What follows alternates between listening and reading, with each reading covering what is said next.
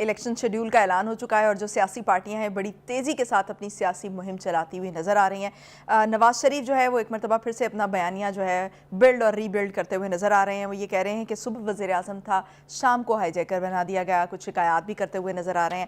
کہہ رہے ہیں کہ وہم و گمان میں نہیں تھا کہ بیٹے سے تنخواہ لینے پر فارغ کر دیا جاؤں گا. یہ سارا کھیل سلیکٹڈ کو لانے کے لیے رچایا گیا تھا. بخاری صاحب، کبھی ہم دیکھ رہے ہیں کہ جو نواز شریف ہیں کبھی شکایات کر رہے ہیں، کبھی ایک بیانیہ بلڈ کر رہے ہیں، کبھی تھوڑے سے اگریسو بھی ہو جاتے ہیں، لیکن پھر اگریسو ہونے کے ساتھ تھوڑی سی ایکسپلینیشنز بھی دے دیتے ہیں اور تھوڑا سا اگریسو موڈ برقرار بھی رکھتے ہیں. کیا چاہ رہے ہیں نواز شریف صاحب؟ دیکھیے، آج میں بڑے غور سے دیکھ رہا تھا ان کی جو صبح جب ٹی وی آن کیا میں نے تو وہ خطاب کر رہے تھے اپنے وہ جو آج کل ان کا سیریز چل رہی ہے ملاقاتوں کی، خاص طور سے وہ جو پارلیمانی بورڈ کی میٹنگز ہیں اس میں. آج میں نے دیکھا کہ ان کا لہجہ بہت بدلا ہوا تھا، ان کی سینس آف ہیومر واپس آ گئی ہے. ان کو میں نے کہکے لگاتے دیکھا جب سے وہ واپس آئے پہلی دفعہ. تو چلیے وہ تو خیر ایک اچھی خبر ہے.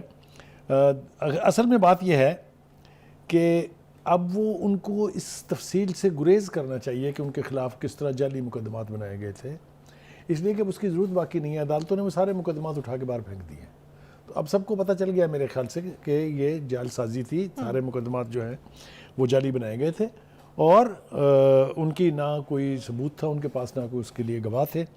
اور اب وہ ہی از اے فری مین اور آل اوور اگین. تو یہ اس کی وضاحت میں میرے خیال سے وقت صرف نہیں کرنا چاہیے. دوسرا کام وہ یہ کر رہے ہیں کہ وہ اپنی جو فتوحات تو نہیں کہہ سکتے اس کو، وہ اپنی جو یعنی کامیابیاں ہیں ایز اے سیاسی پارٹی اور ایز اے رولنگ ایلیٹ وہ گنوا رہے ہیں. یہی ان کے دور میں یقینی طور پر بہت کام ہوا. ان کے دور میں ترقی ہوئی، ان کے دور میں لوڈ شیڈنگ ختم ہوئی، ان کے دور میں سڑکوں کے جال بچھائے گئے، ان کے دور میں بجلی کے کارخانے لگے. یہ وہ ساری چیزیں جو ویزیبل ہیں، یعنی ان کسی چھپی ہوئی چیز کی طرف اشارہ کرنے کی ضرورت نہیں ہے.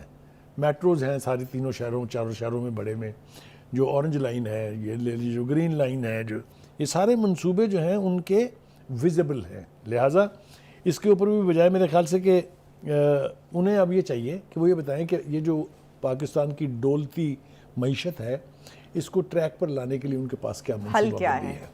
I think that is where he will be heard more seriously. اور ایک بات میں آپ کو بتا دوں، آل سیڈ اینڈ ڈن وہ بندہ ڈیلیور کر سکتا ہے. یہ میں بڑی کمٹمنٹ کے ساتھ آپ کو کہہ رہا ہوں، اس لیے کہ جو جن ملکوں سے اس کی دوستی ہے، بڑی پکی دوستی ہے، ہر مشکل وقت میں ان ملکوں نے مدد کی ہے. چائنا کے ساتھ سی پیک کا انیشیٹو جو ہے وہ ہر چند کے اس میں ابتدا اس کی زرداری صاحب کے دور سے ہوئی تھی، لیکن اس کو عملی جامہ پہنانے میں یقینی طور پہ نواز شریف صاحب کا بہت بڑا کنٹریبیوشن ہے. اور آپ کو یاد ہوگا کہ اسی سلسلے میں چائنا نے شہباز شریف صاحب کو پنجاب سپیڈ کا ٹائٹل بھی جو دیا تھا.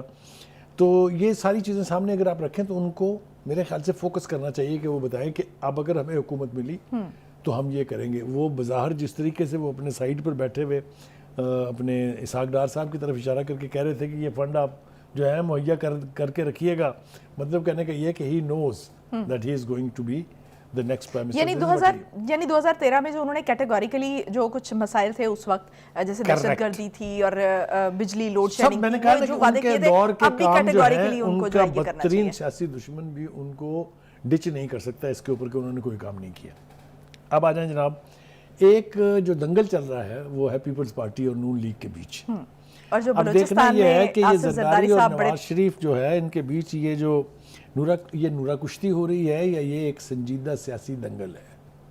اگر آپ پیچھے پلٹ کے دیکھیں تو آپ کو پتہ چلے گا کہ اس طرح کا دنگل تو ہمیشہ پیپلز پارٹی اور نون لیگ کے بیچ رہا ہے، مگر کڑے وقت میں آ کے وہ پھر ہاتھ ملا لیتے ہیں ایک دوسرے سے.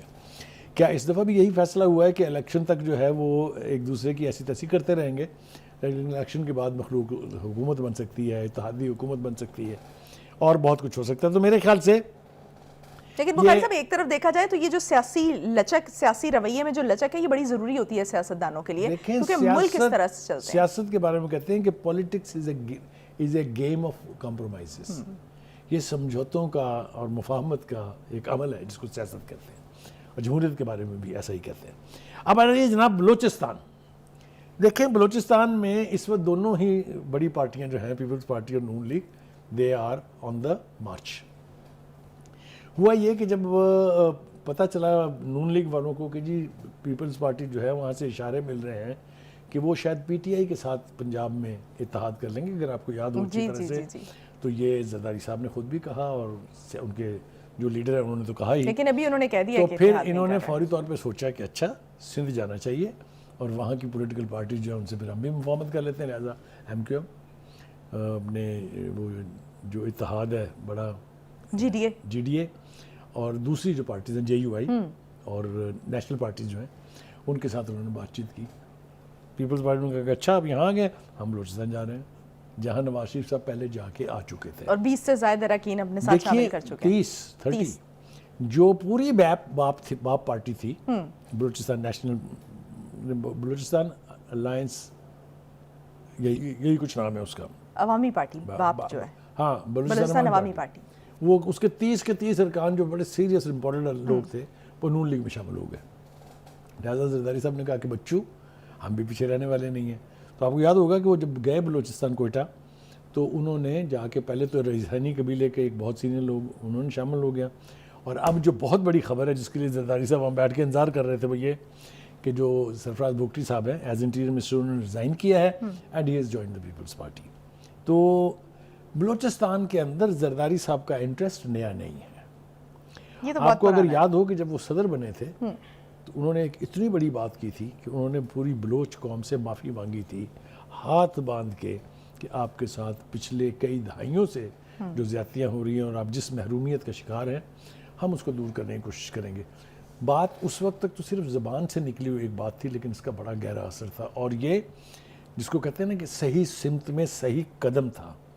آج بھی بلوچستان کو اگر ہم فوکس کر لیں کہ وہاں میں آپ کو یہ بتاؤں کہ ایک نیا پاکستان وہاں موجود ہے, ایک اکنامکلی ایک اکنامک مائٹ بنانے کے لیے, ایک اکنامک پاور بنانے کے لیے پاکستان کو بلوچستان بہت زیادہ ریسورسز ہیں وہاں, so much that you can not even think. تو یہ بات بھی اپنی جگہ ہو گئی جناب. تو بخاری صاحب یہ جو سرفراز بگٹی صاحب کا جو پیپلز پارٹی میں شمولیت ہے اس سے جو نون لیگ کی ابھی ایک پاپولیرٹی جو وہاں پر بن رہی تھی باپ پارٹی کے اراکین کے شامل ہونے کے بعد, تو وہ اس کو چیلنج کر پائے گی؟ دیکھیے بگٹی ٹرائب جو ہے وہ ایک بہت امپورٹنٹ پولیٹیکل فیکٹر ہے بلوچستان کا, اور دیرینہ ہے, آج کا نہیں ہے. اگر آپ کو یاد ہو جو بگٹی صاحب تھے نواب اکبر بگٹی, وہ وزیر اعلیٰ بھی رہے, وہ گورنر بھی رہے. He has been a very vital important political factor in Balochistan politics. تو اسی قبیلے کو یہ ریپرزینٹ کرتے ہیں اور منتخب ہو کے آئے تھے اگر آپ کو یاد ہو. تو یہ ایک اچھا ایڈیشن آپ کہہ سکتے ہیں پیپلز پارٹی کا. میں یہ ابھی شاید نہیں کہہ پاؤں گا کہ وہ پوری وہاں کی سیاست کو تبدیل کر کے رکھ دیں گے, لیکن اس کو آپ کسی صورت انڈرمائن بھی نہیں کر سکتے. تو دس از این امپورٹنٹ فیکٹر. اچھا جی, اب وہ یہ کہہ رہے ہیں کہ زرداری صاحب کی قیادت میں بلوچستان میں امن کا نیا سورج طلوع ہوگا. میں نے آپ کو بنیاد بتا دی کہ زرداری صاحب نے پوری قوم سے معافی مانگی تھی. تو آپ کی قیادت میں پیپلز پارٹی کو پروگریسو جماعت بنائیں گے, یہ اکبر بگٹی صاحب کہہ رہے ہیں. سرفراز بگٹی صاحب, سوری سرفراز بگٹی صاحب, اکبر بگٹی صاحب کا نام دماغ پہ چڑھ گیا. اچھا جی, بلاول صاحب بھی بول رہے ہیں. آپ کو پتہ ہے وہ بولنے سے باز تو رہتے نہیں ہیں. وہ کہتے ہیں کہ اس وقت کوئی سیاسی جماعت ہماری مخالف نہیں ہے. یہ بہت بڑا سٹیٹمنٹ ہے. آپ کو یاد ہے جس طرح کی بیٹل آف ورڈز لڑی گئی ہے پچھلے دنوں میں, اور ہماری حکومت بنے گی تو سب کو ساتھ لے کر چلیں گے. نواز شریف والی لائن ہے جو انہوں نے آتے ہی جو پہلے جلسے میں کہی تھی کہ سب کو ساتھ لے کے چلیں گے. یہ پھر میں آپ کو بتا رہا ہوں, maybe it's premature to say now, but I think there is going to be a government of either government of national consensus اور اے یونٹی گورنمنٹ اور اے گورنمنٹ آف الائنسز. تو اب دیکھتے ہیں کہ کیا ہوگا. ابھی دس از ویری ڈیفیکلٹ کہ اس وقت ہم بیٹھ کے فور کاسٹ کریں کہ وہاں کیا ہونے جا رہا ہے. دوسری بات یہ ہے کہ ایک اور میسج بھیجا گیا ہے, وہ یہ ہے کہ جی شہباز شریف صاحب جو ہے وہ کراچی سے الیکشن لڑیں گے. جی, اس کے پیچھے کیا ہے؟ کیونکہ ہم دیکھ رہے تھے کہ وہاں پر تو الائنسز بنائے جا رہے تھے ایم کیو ایم کو کے ساتھ اور جی ڈی اے کے ساتھ اور دیگر جو جماعتیں ہیں جن کا بھی تذکرہ بھی کیا. یہ فیصلہ آج نواز شریف صاحب نے ہی بڑے ہنستے ہوئے مسکراتے ہوئے یہ فیصلہ انہوں نے کیا ہے, اور ساتھ ہی انہوں نے کراچی والوں سے کہہ دیا ہے جو مسلم لیگ کے وہاں ورکر اور لیڈرز ہیں کہ وہ تیاری کریں, شہباز شریف صاحب آپ کے پاس آ رہے ہیں. تو یہ اچھی نوید ہے میرے خیال سے پاکستان کی پولیٹکس میں, خاص طور سے جو چھوٹے صوبے ہیں ان میں. جس طریقے سے ہم بے نظیر کے بارے میں کہتے تھے کہ وہ وفاق کی زنجیر ہیں, اور وہ بالکل غلط نہیں تھا, اس لیے کہ یہ اصطلاح اس وقت قائم کی گئی جب پیپلز پارٹی کی بھرپور نمائندگی چاروں صوبوں اور مرکز میں تھی. میرے خیال سے ایسی پولیٹیکل قوتیں اگر پاکستان میں تشکیل پائیں گی یا فروغ پائیں گی تو اس سے پاکستان کا فائدہ ہے. تمام صوبوں میں بڑی پارٹیوں کی خاص طور پر نمائندگی ہونی چاہیے اور اس سے ملک کو فائدہ ہوگا. تو بخاری صاحب بریک کا مجھے کہا جا رہا ہے لیکن جاتے جاتے جو لطیف کھوسا صاحب ہیں ان کو پی ٹی آئی کا ٹکٹ ملے گا کہ نہیں؟ دیکھیے وہ میرے ٹکٹ تو ملنا چاہیے اس لیے کہ جس تمطراق کے ساتھ وہ گئے ہیں, جس تمطراق کے ساتھ انہوں نے خان صاحب کے لیے, مہاتما خان کے لیے اور پی ٹی آئی کے لیے کام کیا ہے, ٹکٹ تو انہیں ملنی چاہیے. لیکن ابھی آپ کہہ رہے تھے کہ ان کی کوئی کانسٹیچوئنسی تو ہے نہیں. دیکھیں پھر اس کا پی اگر ٹی آئی نہ کو کیا بھی ہو فائدہ ہوگا؟ کانسٹیچوئنسی تو سینیٹر بننے سے تو کوئی نہیں روک سکتا نا ان کو. رائٹ. یعنی اگر ان کی پارٹی کے 10 ایم این اے بھی جیت جاتے ہیں الیکشن تو ایک سینٹرشپ تو پکی پڑی ہے نا. ٹھیک ہوگا. And I think it will be none else but Latif Khosa.